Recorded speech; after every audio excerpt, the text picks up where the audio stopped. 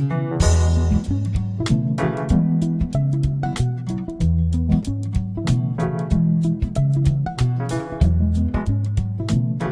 a lot of years, I came into Sunday morning services having a fairly well-defined plan.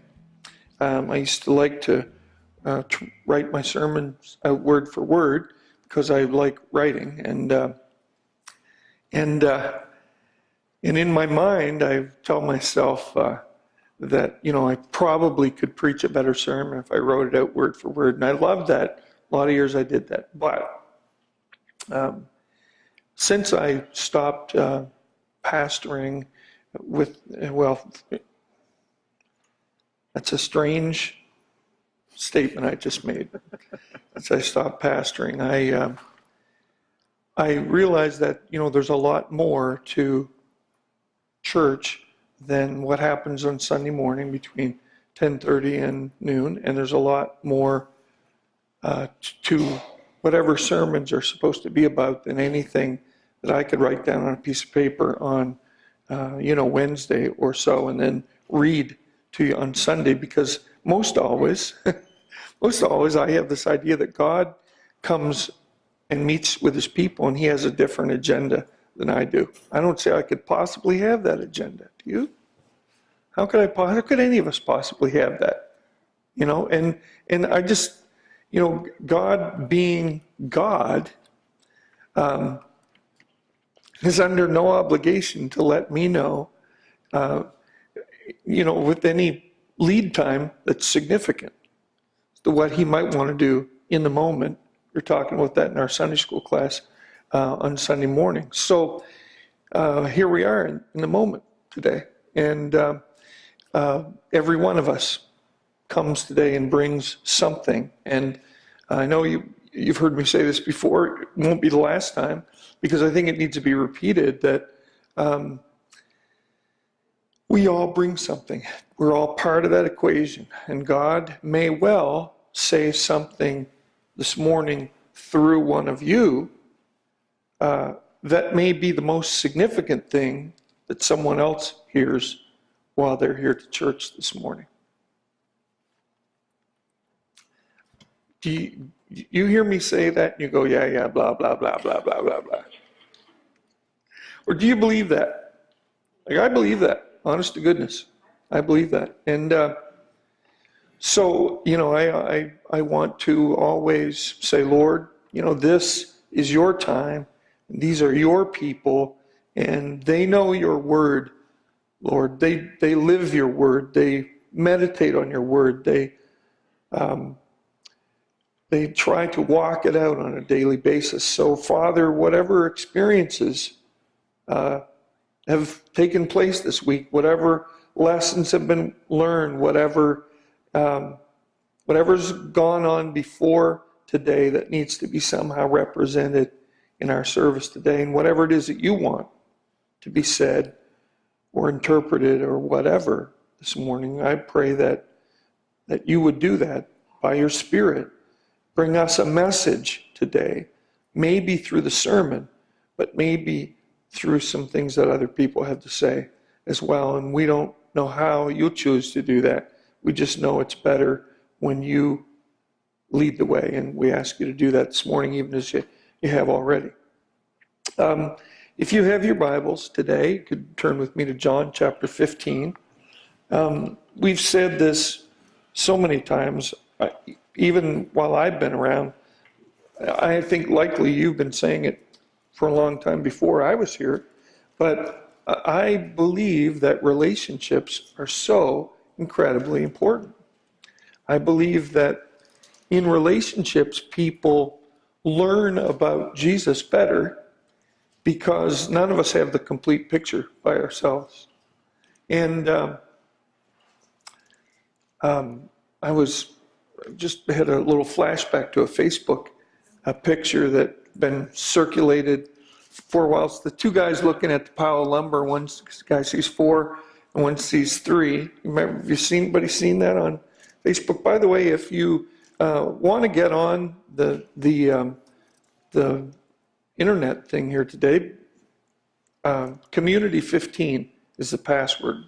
community 15. And the reason I say that is because I think it's a good, I used to love to see younger people especially tweeting things that are going on in a service. Like I used to have young people in my previous church who would tweet some of the points of the message, and I think that's great. We can send the gospel out from here in a lot of different ways. But so relationships, I think, are critical. And so if we don't have relationships with the people that we see when we show up on Sunday morning, then we really, not that it's necessarily a bad thing, but we're just sort of a bunch of strangers who show up in the same place at the same time. And I like the fact that if there are people here this morning who haven't been here, I'm glad you're here this morning.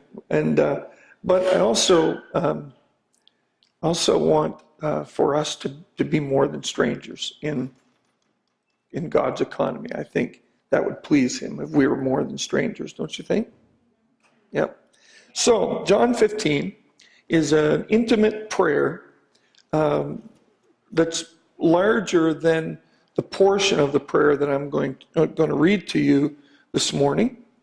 But let me read to you a portion of it anyway. John 15:12 says, "This is my commandment. Love each other in the same way as I have loved you.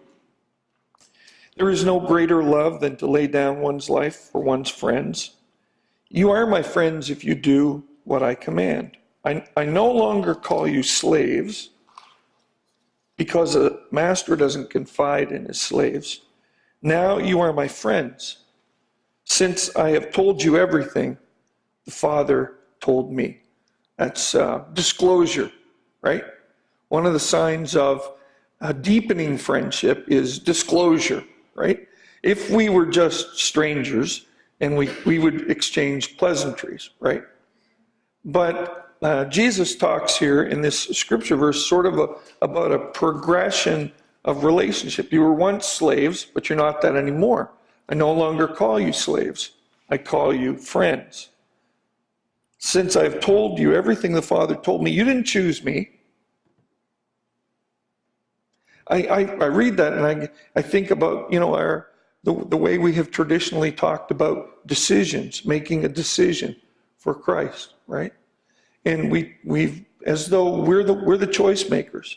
And I get that to some degree, and yet Jesus says, you didn't choose me. I chose you. I appointed you to go and produce lasting fruit so that the Father will give you whatever you ask for using my name or in my name. This is my command: love each other.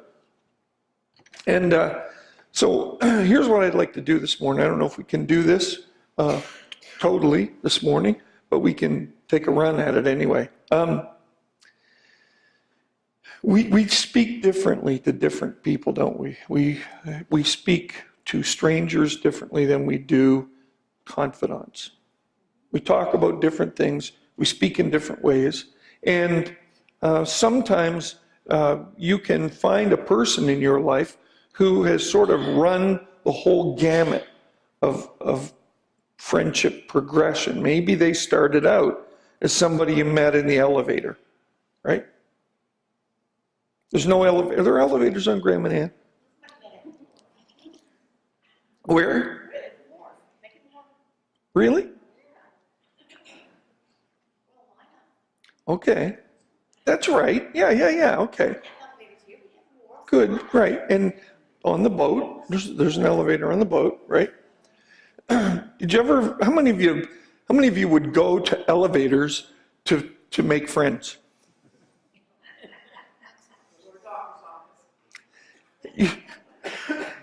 I think elevators are the most uncomfortable places in the world when you're there with people you don't know, right?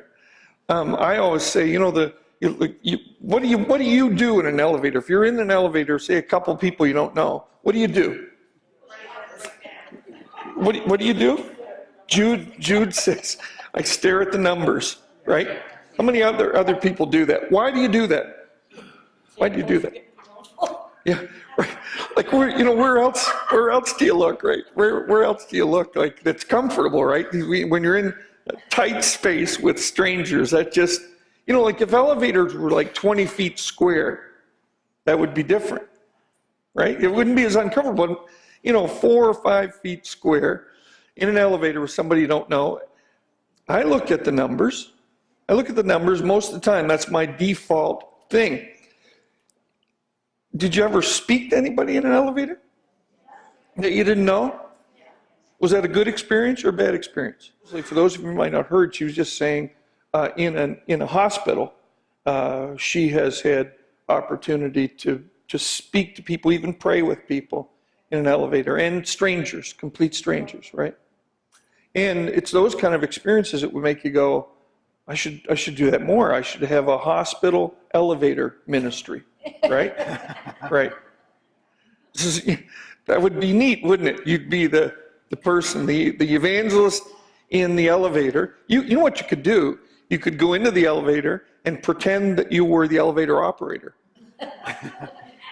And you just ride up and ride down all day long and pray for people and stuff like that. But anyway, total strangers. I don't know how most of you manage that, but for many people, with total strangers, I mean, since our kids are little, don't talk to strangers, yada, yada, yada. So we avoid eye contact and we don't talk to strangers, basically, right?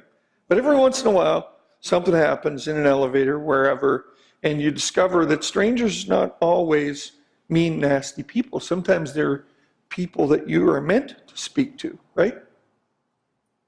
I don't know how God directs you that way, but anyway, that's that initial non-relationship category, strangers in our lives. And then there are familiar strangers as well, right? The people that you don't know, but you see them all the time. I don't know who that person is in the hospital elevator that keeps riding up and down all day long, but they're a familiar stranger. Familiar strangers are people we recognize. And a lot of times we acknowledge in some way. You just nod of a head, wave, polite wave, right? How are you doing? The familiar strangers, but still there's normally not a lot of conversation that takes place between us and familiar strangers. Then there are what I would call acquaintances, right? So we're moving away from total strangers, and then they're the body of people who we're acquainted with, one way or the other. You would maybe know a first name, but you might have forgotten it. Right. Right. That's our parish, right? We have a parish of people, right? That's a great way to explain that. Most people on Graham and Ann would be acquaintances. You couldn't say that necessarily in a place like Fredericton, but you could say that in a place like Graham and Ann. We're somehow acquainted with people, and if you don't know them, you can tie them with somebody you know somehow. So maybe there's a mutual friend. Sometimes we have acquaintances, somebody that we share in common, or maybe we have passing conversations with those people, right? The acquaintances. There was a guy who was a wonderful, wonderful Christian guy in Fredericton. His name was Randy Nicholson, and Randy was he was a people lover. He used to coach baseball, and his sons grew up through baseball. And Randy was one of those people for me that I looked to on Sunday morning. If he was there, he was one of those people just automatically made me feel good. I always noticed when he was absent, but when the summer hit, Randy was coaching baseball, and that whole thing confronted me in terms of what I really believed about the church, because I had this belief that when Randy was out coaching baseball, he was doing more than coaching baseball, right? Yeah, like I believed with all my heart that Randy was pastoring families, and those families would never ever have showed up on Sunday morning at 10:30. Never. So we had to sort of commission a minister and send him to them. And you know what? While I knew Randy and what the job he was doing, there were people who were sick in the hospital. guess who they called to come visit them? Didn't call me, right? They called Randy, yeah. And so about June, I would say goodbye to Randy Nicholson. And I would see him again in the fall, right? But I had to say, Lord, I really believe this is the way your church is supposed to work. So he's not absent, he's just present somewhere else, representing you and representing your church. Vera is not here this morning. Vera is playing the piano for Ron Ford. I miss Vera when Vera is not here. And she doesn't like not being here, but she is ministering somewhere else this morning. And guess what? Because Vera is ministering somewhere else this morning, so are you. So are we, right? Because we're not just strangers, right? Are we just strangers? Are we familiar strangers or acquaintances? We got there yet? Anyway, the next one I would call would be associates. Our associates. I was for a lot of years. I was in Moncton for 14 years, and I was, they called me the associate pastor there. And I had a friend who accepted the Lord through that friendship. When I left Moncton, he was participating in a roast. And so he said, I finally figured out what Karl was doing here in Moncton. He said he was the associate pastor, and he said, I looked up the name of associate in Webster's dictionary. It said to hang around. So that was his job. He just hung around here for 14 years. Anyway, I think you thought that was funnier than my lawyer joke.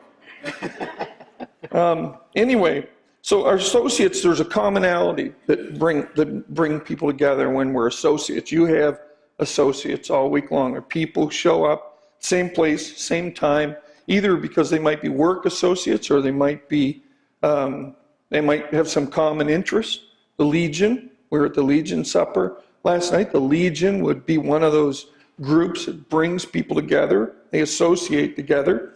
And there's regular contact with our associates. So we think about friendship here, how you build friendships, how friendships progress, and so on and so forth. And so if you have regular contact with people, you begin to develop a relationship with them that otherwise you wouldn't have, right? And the more that happens, the greater the likelihood is that friendship will deepen. Then there's also the thing that happens with your associates. You get this accumulation of details about people's lives. Maybe you don't really set out to discover all that kind of stuff, but you just collect it. After a while, you learn more and more about people. There's an accumulation of details. And then a lot of times, though, the conversation can always go as deeply as you want it to go, but with many associates, all you really know for sure is the conversation tends to center around whatever it is that brings people together, whatever it is that they share in common. Where do we go from there? Our associates. I would say it this way, it would be like social or friendship networks from there. So there's a little shift for me when I think about that from formal kinds of relationships, the kinds of places and times where we show up because we have to for some reason. But then when you get into the social friendship networks, you're there because you want to be there. And so I would say it's a association that is based on friendship alone. You know, when you start to collect or be with a group of people who come together just because they want to be together, there's nothing driving that except that these people want to be together. And then, so they're together by choice, not chance. They share at least one friendship in the group. It's not always comfortable to everyone, especially when you're breaking into new kinds of networks like that. So churches, you know, when you come to a new church or whatever, you've never been there before, maybe you come because you have one friend or two. That works really good for you as long as you get to hang out close to those people, right? But when you can't do that all of a sudden, it's like being left in a room with a bunch of strangers and you're back to sort of elevator friendships again, right?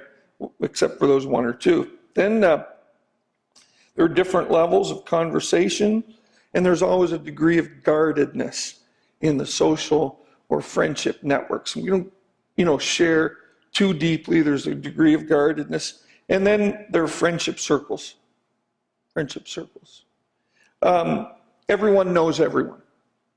I think this is more, where churches ought to be. It's where large churches find it difficult to get to, but everyone knows everyone. And this is not as true as I wish it were, but it ought to be safe, right? It ought to be a safe place. Churches haven't always been safe places.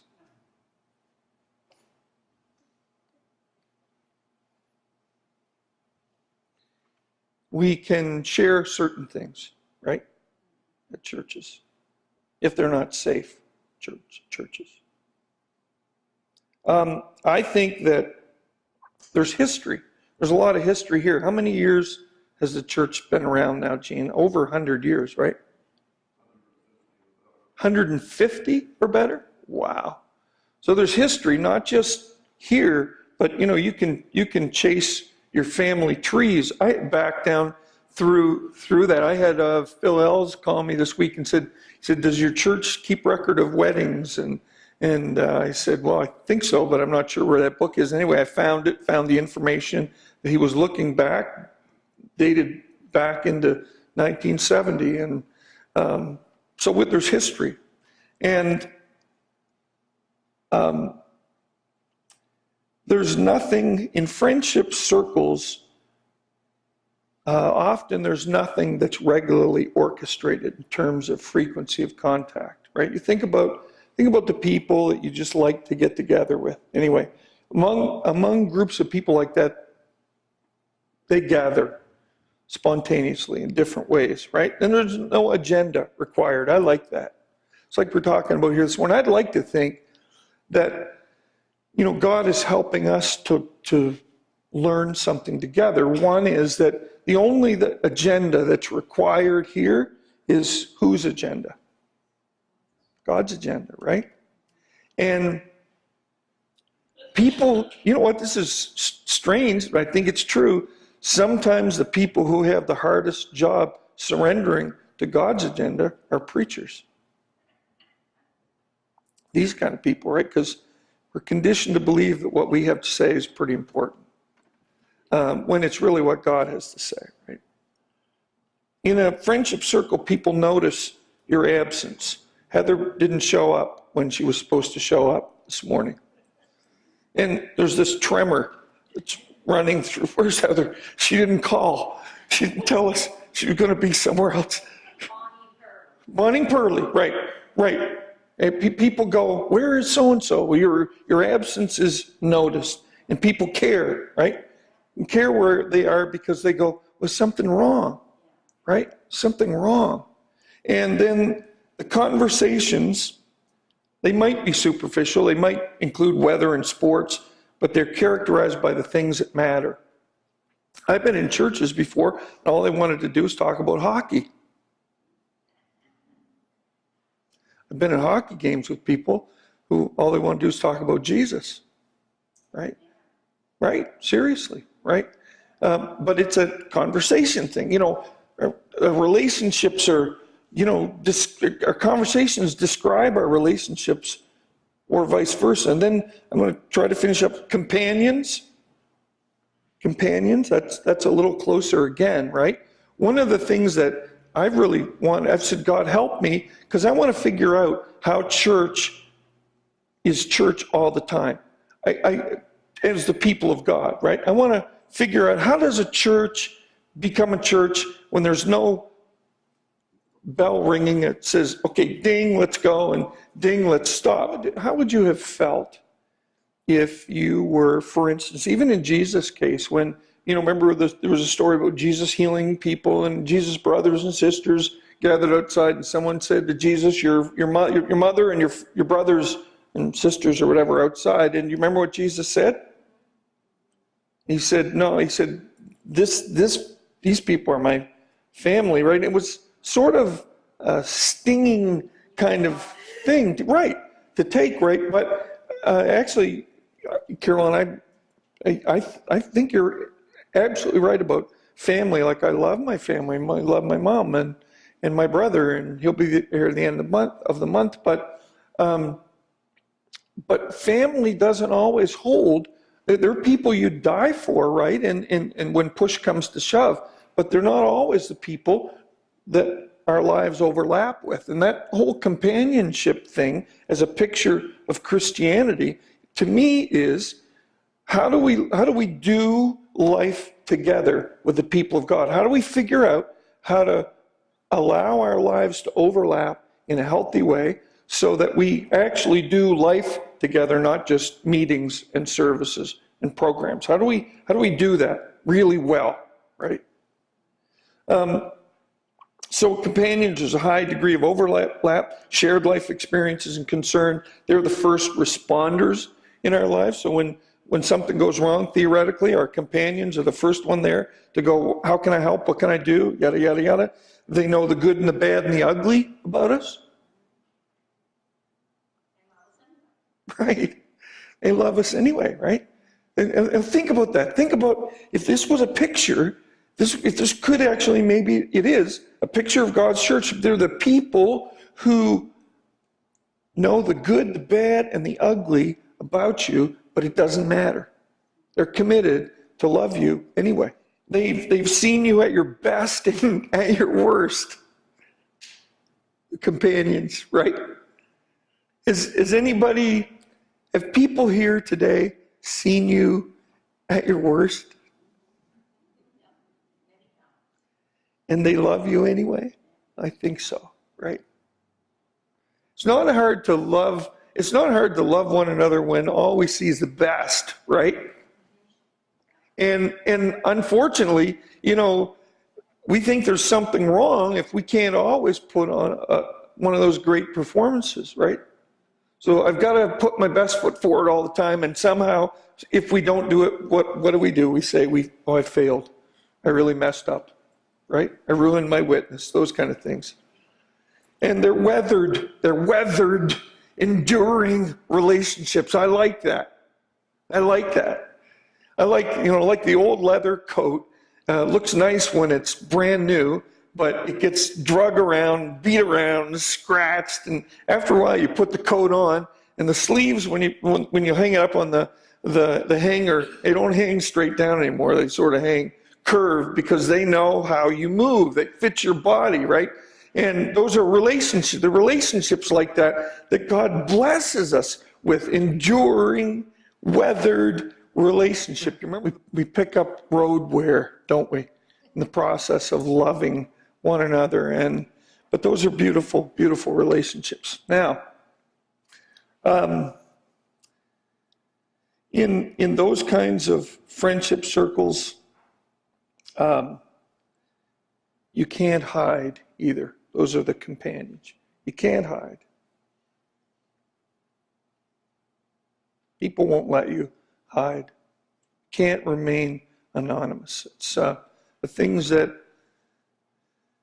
maybe if you haven't had the experience of living off of Graham and Ann, it's one of the things that you wish you could get away from sometimes. You can't hide, right? Everybody knows, well, but for somebody who's been away and then comes back, that was something, truthfully, I missed. Maybe you don't like it when you're in the middle of it, maybe, but there's something beautiful about coming back to a community of people where you're known somehow. You can't hide. At least there is for me. Then the confidants, and I'm almost ready to shift gears here. To me, this would be like the closest possible relationships you can have with people. Most of us don't have too many of these people. You can't, really. But they are people who hold your secrets. They hold them safe. They're the people that you could tell anything. And you don't even need to say to them anymore, this is confidential, because they can filter that. They know that, right? And their conversation is, you don't talk about the weather too much or sports too much. You talk about the things that matter with those people. And those relationships are unguarded. There's nothing that you worry about saying. Remember the poem that was called Friendship? And it went like this. It just said, friendship, the inexpressible comfort of feeling safe with a person, having neither to mince thoughts nor weigh words, but pouring them all right out, just as they are, chaff and grain together, confident that a faithful hand will take and sift them. Keep what is worth keeping, and with the breath of kindness, blow the rest away. Isn't that a neat picture of friendship? So they're unguarded. And you know what they are? This is what it is, Carol. They're chosen family. That's what confidence are. They are the family you choose in life. And sometimes they are your family, right? Your biological family, but they're the family you choose. There's a high degree of trust. There's freedom to say, I'm sorry, because pride is not an issue, right? I can say I'm sorry, and I know it when I should say I'm sorry to my wife. There's vulnerability. There's mutual benevolence. You know that with your confidants, no matter what, you're concerned for their well-being, they're concerned for yours. There's no record of right or wrongs. Love keeps no record of wrongs. I think that should be in the Bible. And I think that when I mean keeps no record of wrongs, we understand that, right? But we don't keep record of rights either. What do I mean by that? Keeps no record of right or wrong. What was in my mind when I thought about that is, I don't obligate you by the good things that I do for you, right? I don't keep track of the right that I do for you with the idea that you owe me something now, and I've put you in my debt without even asking you, right? So I want to bless you, and I don't care if you ever bless me back. That kind of thing. I want to buy you a Christmas card, get you a Christmas card, but please don't feel like you have to send one back to me. I'm not keeping record of the right that I do, right? Or the wrong. And then there is wordless communication with those people, right? Sometimes that's the most powerful kind of communication. Words are not always necessary to get the message across, right? You know that. And then there's honoring in those kind of friendships. People honor one another. That ought to be in the Bible too. We should write that in there. You'd think it would be in there.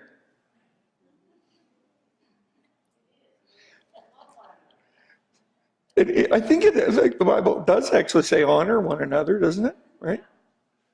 And then there's presence. You know, sometimes that's all we want from another person is presence. Not asking them to fix problems that we can't fix. Not asking them to diagnose or psychoanalyze or all that kind of stuff. We just want their presence. And their presence represents a ministry in our lives, right? Okay, let's shift gears a little bit. Now, what I want you to think about, and you can help me here, is how do you relate to God? When you think about the characteristics of relationships, this gamut of relationship, most of us start off at some level as a stranger to God, and we proceed along some kind of a relational continuum, theoretically, from being a stranger to God to knowing God at some intimate level. Where are you on that continuum? If you had to think about the characteristics of those relationships, for instance, are you an associate of God, right? In other words, there's a commonality of some sort. I know God because I've shown up for church for a long time on Sunday. I have some regular contact with God.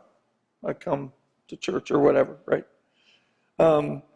I know more about God. There's been an accumulation of details over the years in God, in terms of my knowledge of God.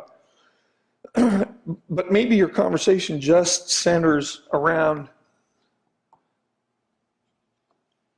church stuff, right? And I'm not saying that's bad, but I'm saying there's more to life than church. Sometimes you can't go to church, right? Sometimes you can't. And now when I use that word church there, I talk about it as an event, right? So Vince Gupple showed up here early this morning. He came earlier this morning because he wanted to throw some money in the offering plate. Well, he didn't do that because he had to. He showed up, he's doing whatever lobster fishermen do on the Sunday before opening day, right? And he came in here and he had his lobster claws, his lobster clothes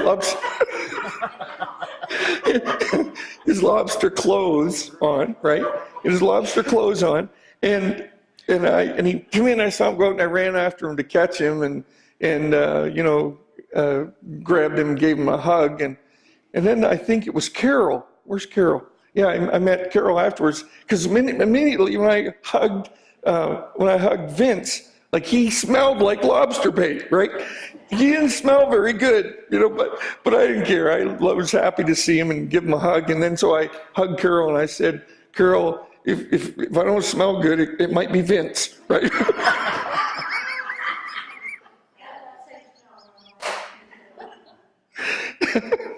But it didn't matter, right? But anyway, so Vince is out doing whatever a lobster fisherman needs to do on a Sunday morning before lobster season start. And there's nobody I'll bet you Vince would rather be here this morning than doing what he has to do today, but he's somewhere else, right? If God uses Vera for Ron Ford's people this morning, for his purposes, cannot an almighty God use Vince where Vince is this morning? Right. Right. Right. Right. Now, why would a person preach that to a group of people like this? Why would I say that, right? Because we have to have people come to church. But, all the truth, sometimes I think the truth, the precious truth about what it means to be God's people and what it means to be God's church doesn't always translate itself well in terms of how many people show up on Sunday morning. We know how to be the church when we're together, right? We know what that looks like. We've got a defined idea what that looks like. We sing songs and we take offerings and, people preach and other people help and all that kind of stuff. But I think we ought to have, we ought to have a better idea of what it is to be the church when we're not meeting. I never ever in my life heard that preached. I never understood what it meant to be the church when we were not gathered. I think that in this day and age in which we live, and a heavenly Father who is not stymied by the change in culture and a God who's not stopped dead in his tracks. God is not up in heaven going, oh shoot, I liked it better when everybody showed up on Sunday morning. I don't know what in the world I'm going to do now. God's not, going through a list of plans like plan E and F and G. God has this ongoing agenda that doesn't start at 10:30 on Sunday morning and doesn't stop at 12 o'clock, right? Just checking. And that's an ongoing agenda, right? So, I think I got sidetracked a little bit, but when you think about then that relationship and the conversation, how they characterize our relationships, what do your conversations tell you about your relationship with God? Where are you? And I'm not looking for an answer. What I'm looking for you to do is to look at that and think about that this morning and say, am I more of a stranger to God, or am I more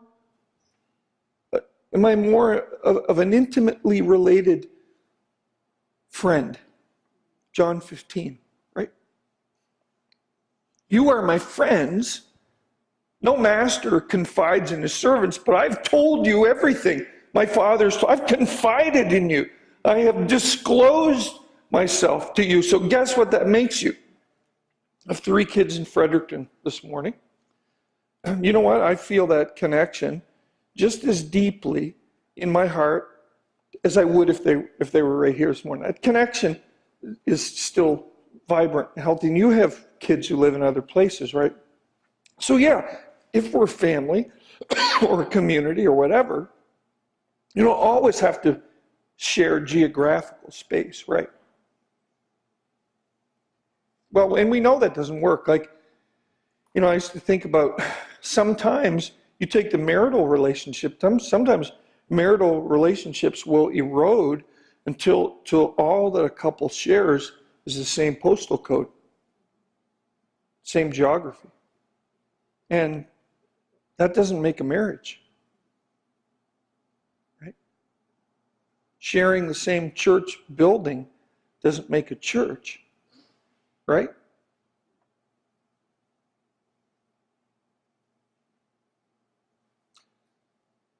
How's the Lord talking to you right now? What are you thinking? What are you hearing? If you had to go away, and you will in a few minutes, and say, okay, I got to think about this. I got to pray about this.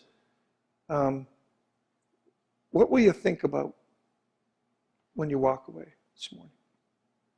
I don't think anything is ever wasted in God's economy. God takes the best and the worst and uses it as long as we're surrendered to that, right?